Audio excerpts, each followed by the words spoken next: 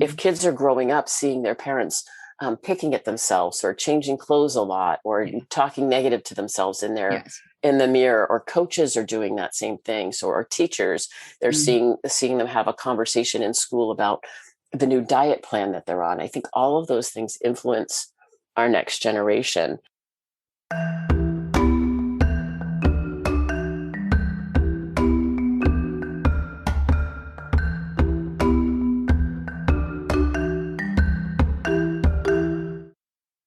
Hello and welcome to Self-Talk. I'm Rachel Astarte.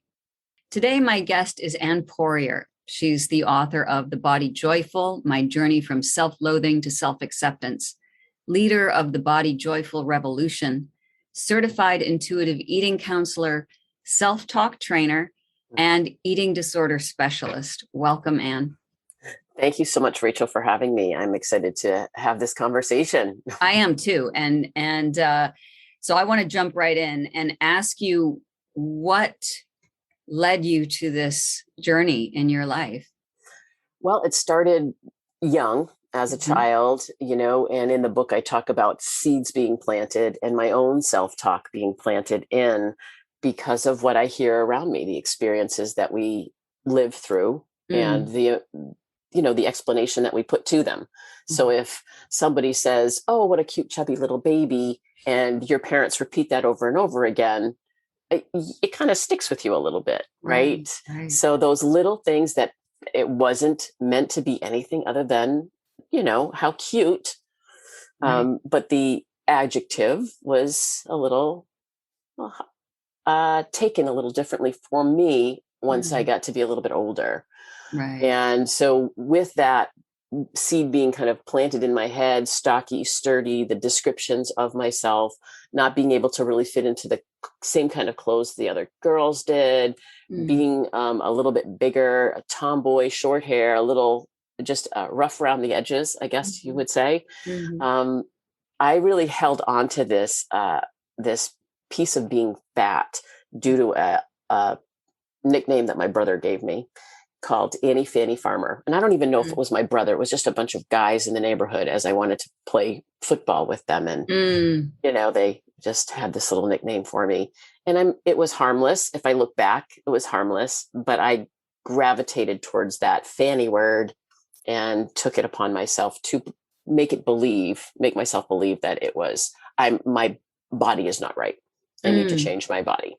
Wow. And so those words and actions and experiences just led me to this inner dialogue with myself, our inner critics, our inner voice of really beating myself up for a very, very long time. It exacerbated into an eating disorder when I was 12 back in the 70s. And then just kind of, it led my decisions as I went through life for a long time until I decided that it wasn't helping me anymore. This beating myself up wasn't working. A shift of the inner voice and a shift of my own perspective was what I really needed for me to heal. Yeah. When you say that negative, this negative self-talk was not helping you anymore, how did you know from sort of going to, this, because negative self-talk sort of self-perpetuates, right? And it just becomes like the undercurrent and you don't even think about it after a while. So what made you start to notice that, hey, this isn't working for me? Well, I talk about the story of being in a hospital ready to have a surgery on my knee and the doctor not being able to do the surgery. And what I really wanted with that surgery was to be able to continue to pound on my body. Like that was my identity, was as a fitness instructor. I was in the fitness industry for 30 years. And it was a destructive industry for me. It just made my disorder with body image and eating worse, but I didn't see that until I had some time to sit with myself and realize that what I had wanted for my future was no longer there. My body wasn't going to be able to do what I thought I was supposed to be able to do with it. And realizing how much time, how much energy, how much headspace I used for most of my life beating myself up and telling Mm. me I wasn't good enough and not right, and trying to change who I was in order to fit into what I thought other people wanted me to Right. be. Did you ever feel like you did fit in? I fit in with certain things, Mm. so I fit uh, in on the soccer field. So when I was, I had anorexia from about 12 to 14. Mhm. And when I got healthy enough to go back to school, I dove my obsession of food and eating into soccer and playing soccer. And so for high school and college, that was really where my little niche was. Mm. So I did feel connected, but I was always still trying to make sure my body fit in. And I did have Mhm. a little relapse in college due to some words from a coach. So Wow. it just, because it was all so fresh and continual, and Mm. this self-talk, the patterning over and over and over again, like you say, it's automatic. We don't even realize we're saying it Yeah. until we pause and we take a breath and we step back and Right. see from a different perspective what's going on. Right. Because if your goal is, I want to fit in, and the negative self-talk is saying, yeah, you got to you got to work harder. You got to work harder. You're not there yet. Hmm. Then it feels really positive. Like, yes, I'm motivating myself to fit in with everybody else. And who doesn't want to fit in? And so it can be very deceptive because you think you're actually encouraging yourself to be fit or be healthy, but in fact it's coming from a really a non-accepting place. Right. And I Very. think it was the underlying why, right? Mm-hmm. To change my body or to look a certain way in order Right. to be accepted. The only way I would feel accepted is if I looked a certain way. And then Yes. the acceptance of other people, and, Right. oh, you're so this or you're so that, or all those things that Mm-hmm.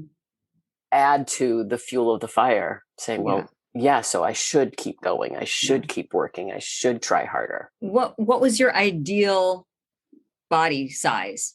I have no idea. That's the thing. I don't Mm-hmm. think I would have ever. And when I work with clients now, I ask that, it's a certain weight on a scale or something like that. And Mm-hmm. then like, and then what?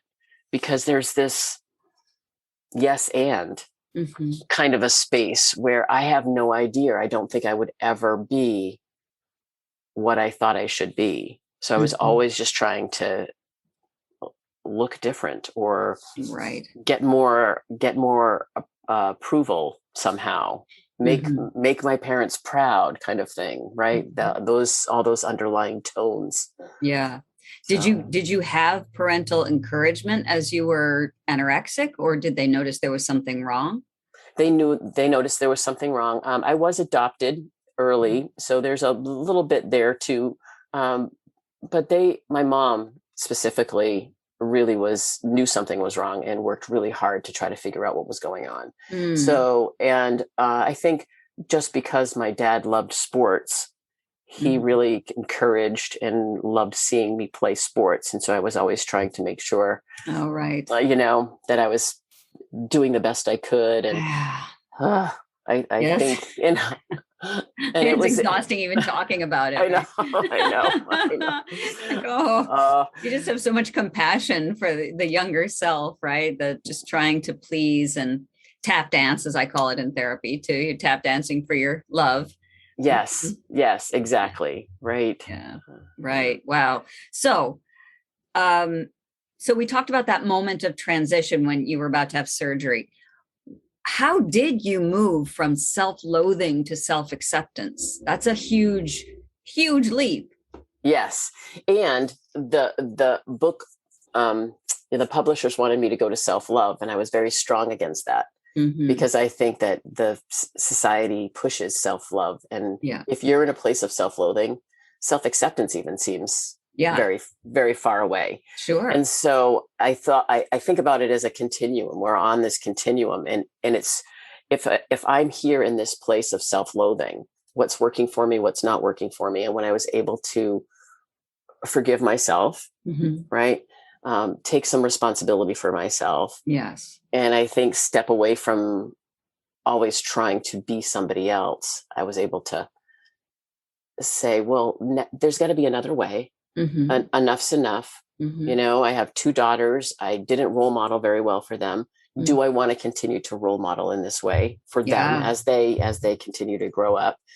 And so with those pieces in place, I went to search for help.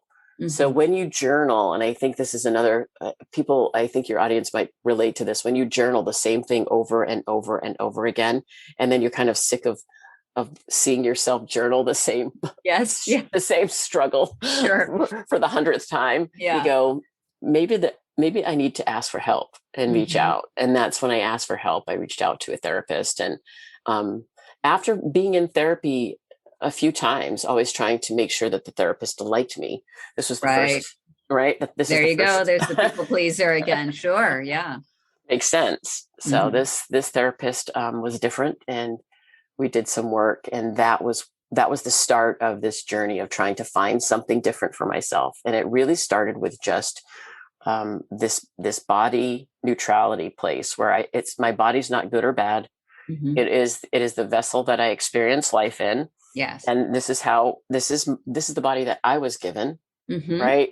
And nobody else has my body. Nobody else has my experiences. Nobody else has my thoughts. Right. And so I can start to make choices around how I show up for my body. Yes. And what does that look like?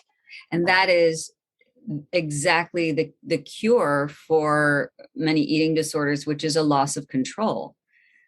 Right. And so when you begin to shift and say, this vessel is in my control, then it sort of puts, little tread under your wheels there that, oh, okay, I can do something with this. And I love what you were saying also about, like, sort of re-identifying, like, who am I without this disorder? Who do I want to be? How am I showing up? Yeah, the identities, all the different identities, living in all these different identities, and which identities continue to serve me right now, and which identities aren't serving me. Beautiful. And allowing that to be able to, decipher between them, and saying thank you to the ones that don't serve me anymore, because they did serve me. Exactly. I think that's important to point out. That's extremely important. And we don't want to reject or push away, because it gets angry and it comes back. Yes, exactly. You have kids, so if you ignore the child, they have a temper tantrum on the floor. So we want to say thank you for getting me where I am. That's a really important point. Thank you. So let's shift a little bit into some of your teachings. You talk about intuitive eating. What's that? I know it is becoming a little bit more popular now. This time of year, if you think about January, and then right before bathing suit season, there are certain times of year where dieting comes full force at you from all angles. You can't go to the grocery store without seeing anything, or watch TV, or any of those things, scrolling on social media. So intuitive eating is tuning into your body. I call it turning up the volume on your own body and yourself, like your own hunger. What does hunger feel like for you? For so many years, I was searching externally, outside of myself, for someone else to tell me what to do. You tell me how to eat. You tell me how to exercise. Oh, this person, they're smart. They must know what I need to eat, how I need to exercise. Right. Instead of tuning into myself. So intuitive eating is just that. It's being more intuitive about your body and your needs.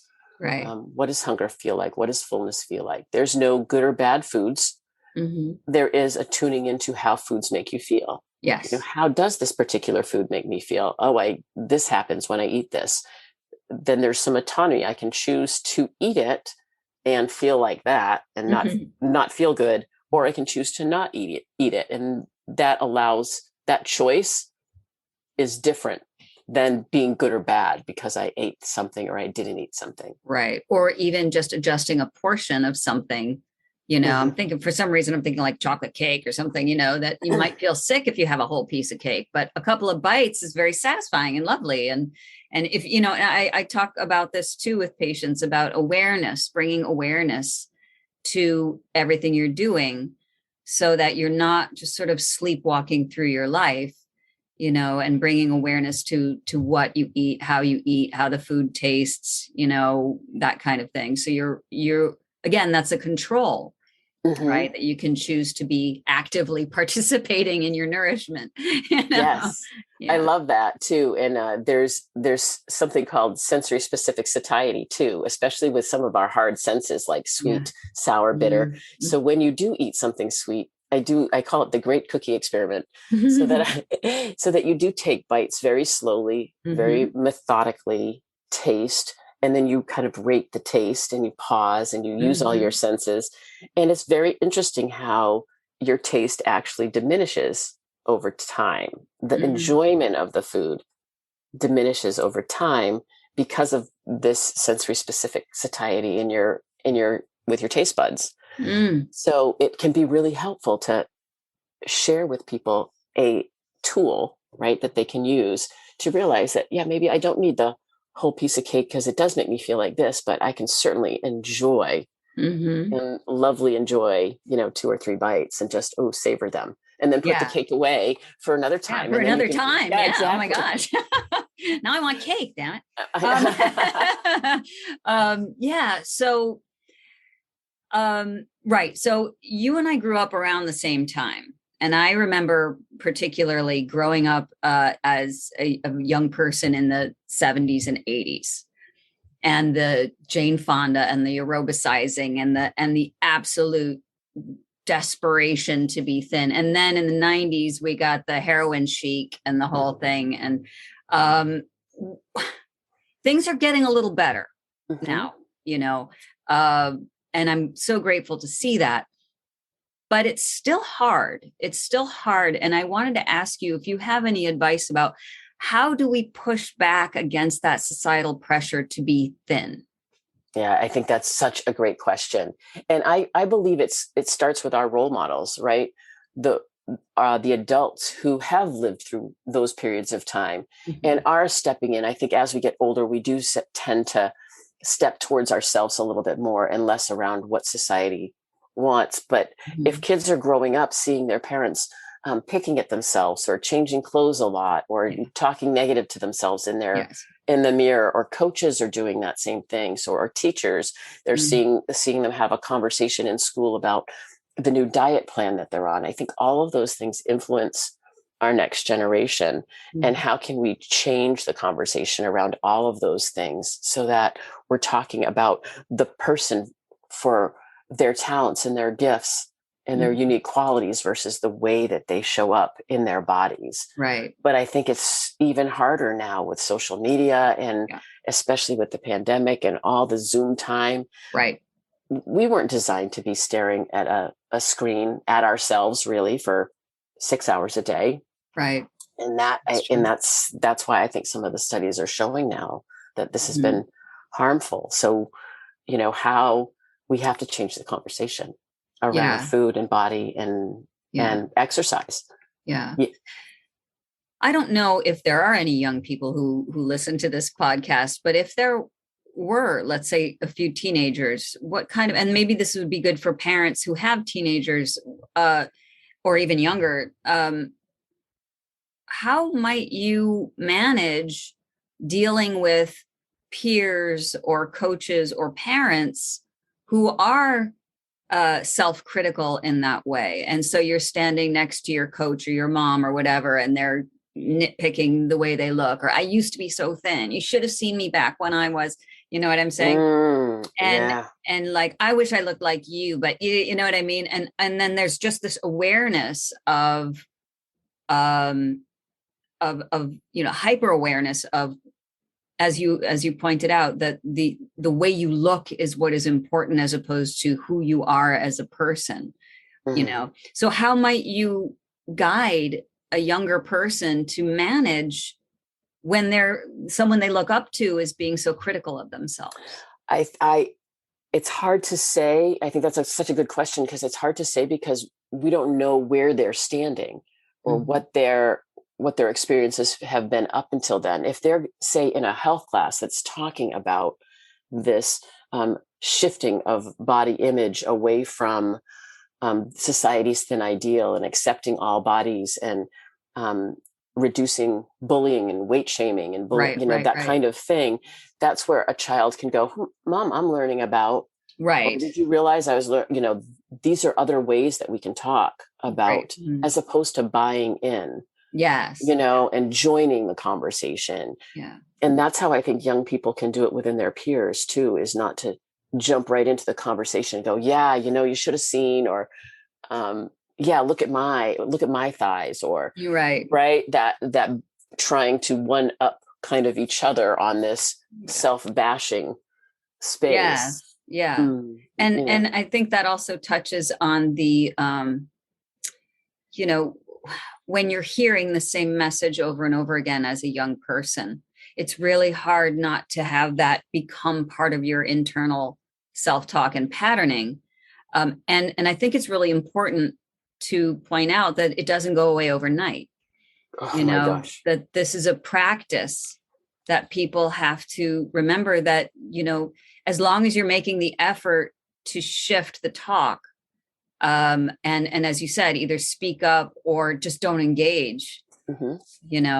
then you may have to do that a lot before you really uh, can move past that. But I was thinking about you and myself too, in my youth as well, as a people pleaser, trying to do the right thing and be the good kid, right? Or be the Mm-hmm. one that people can rely on and always go to. That's part of it too, is to be able to let go of the need to do that, and step into your own power. And I know that's a lot to ask for a teenager, but but just to keep that in mind, right? Right, absolutely. It's, how do you shift that voice? Mm-hmm. And we're not taught self-compassion. Right. We're not taught a different voice. Mm-hmm. We're taught what we hear around us. That's right.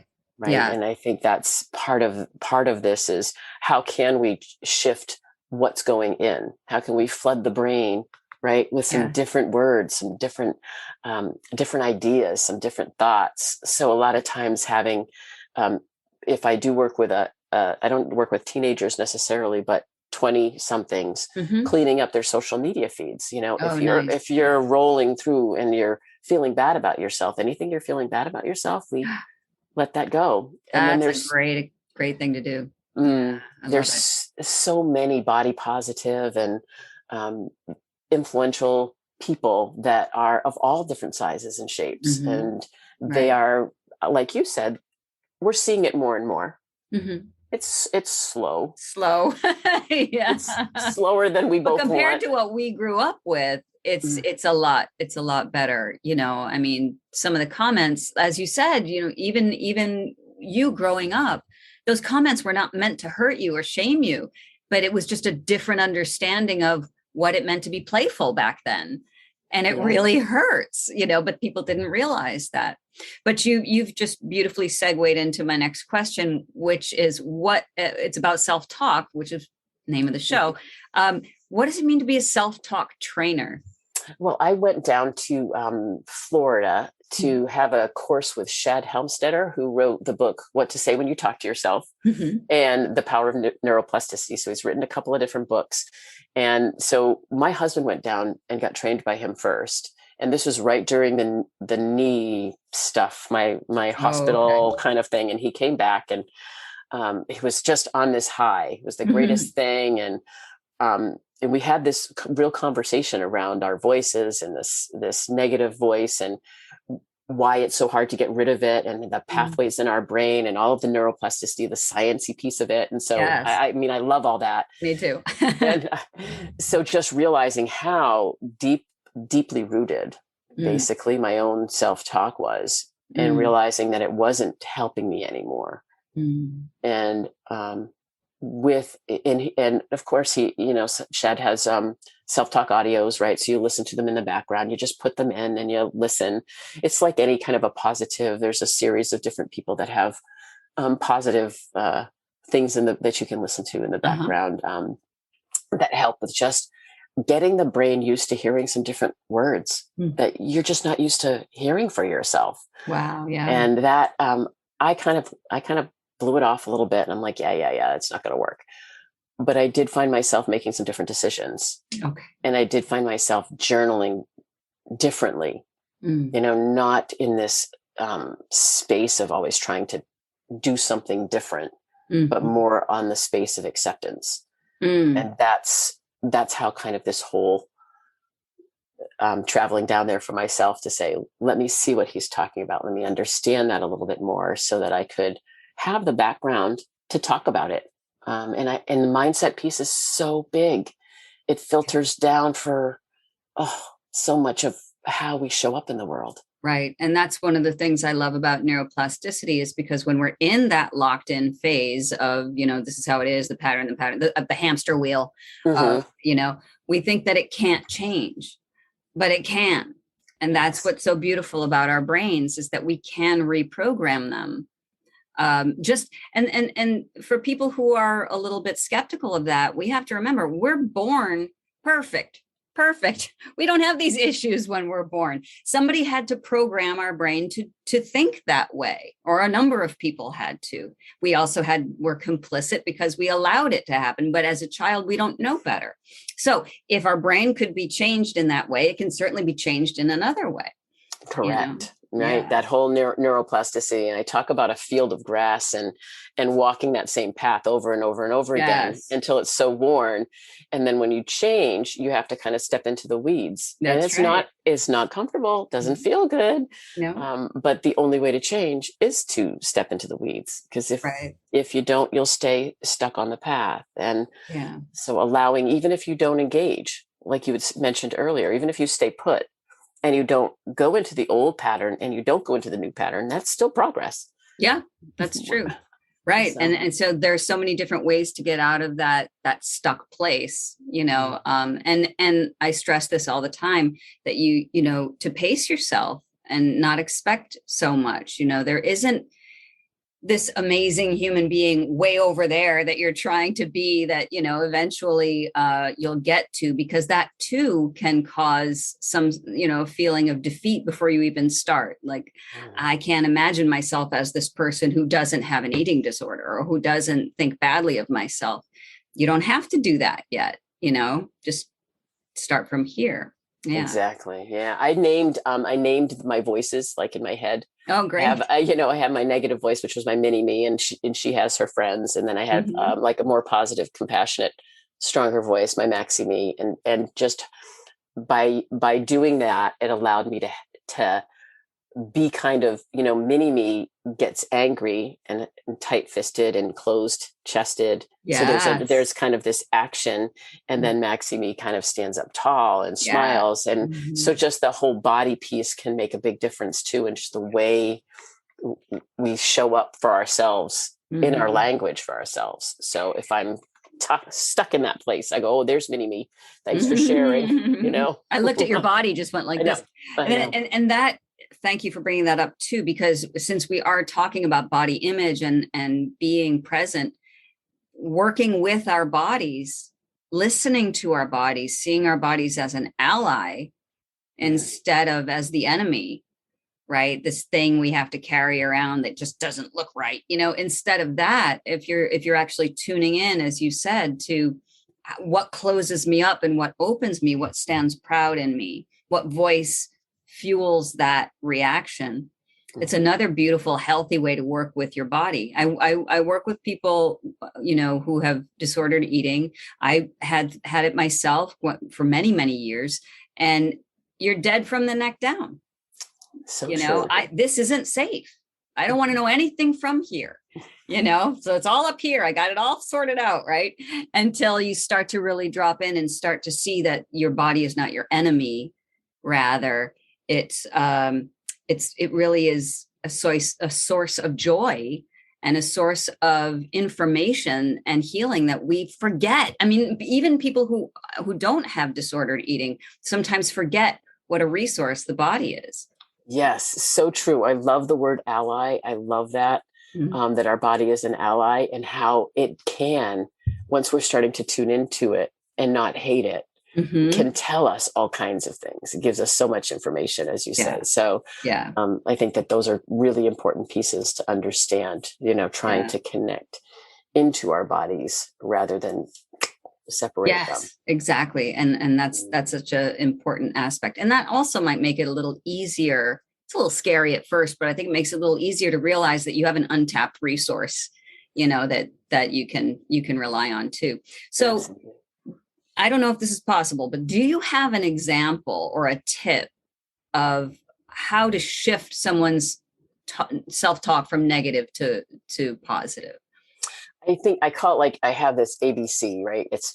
But basically the biggest piece is being aware that that voice is talking. And I think that sometimes is the hardest point to hear that voice and notice what it's saying. And sometimes, I'll ask a client, what's the voice saying? What are the words? Whose voice is it?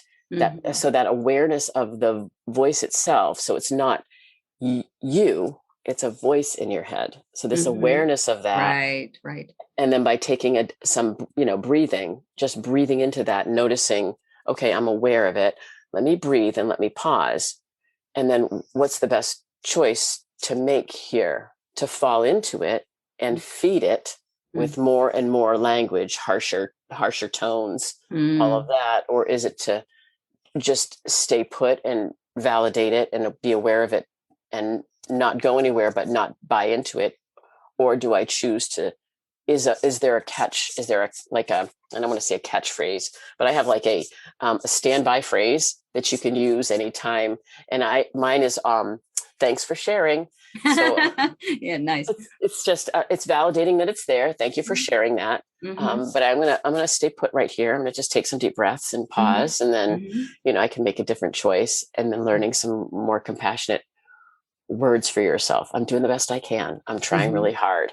And not falling into, okay, that, and even when we do something that we aren't glad we did, okay, so that might not have been the best idea. Next time, let me learn from that. What can I take from that? How can I shift it the next time? But instead of beating yourself up as why did I do that? And why can't I? And yeah. And you can feel a difference, right? When you're hearing the negativity and buying into it versus, well, I'm doing the best I can, or, thanks for letting me know, appreciate your input, but I'm going over in this direction. Somehow, there's a bodily somatic difference in the way that we receive those messages too. And that would be a great thing to pay attention to. So I love that exercise. That's great. Thank you so much. Yeah. And I think the tone of voice is something that we don't always, pay as much attention to, but that really, because I can hear a specific tone and feel my body go, tighten up. And that's when I just know that something's going on, that I just need to breathe through and what's happening and move through it that way. Yeah. Beautiful. I love it. So how can listeners find you? They can find me at anne@thebodyjoyful.com. That's my email. And if they want a free copy of the book, The Body Joyful, if they email me there, I will send out a digital copy for them. Oh, beautiful. So I'm just trying to get the message out and share with people that they're not alone, and that they'll find all the maxi me's and mini me's in there and all their voices. Beautiful. And then I, as you said in the beginning, I have a private Facebook group called The Body Joyful Revolution. And the goal there is to change the conversation around bodies and food and weight, and kind of rejecting diet culture and society's thin ideal, and stepping into being comfortable and confident in our bodies as we are. So that's a free space and resource for people too. So that's The Body Joyful Revolution on Facebook. Okay, beautiful. And I'm going to have all of these links in the show notes so that people can follow you. And thank you for that lovely gift. I'll make sure I put that in there as well. So that's anne@thebodyjoyful.com. Correct. That's where they can email you. Yeah. Beautiful. And thank you so much for being on Self Talk today. Thank you so much for having me. I greatly appreciate it, Rachel.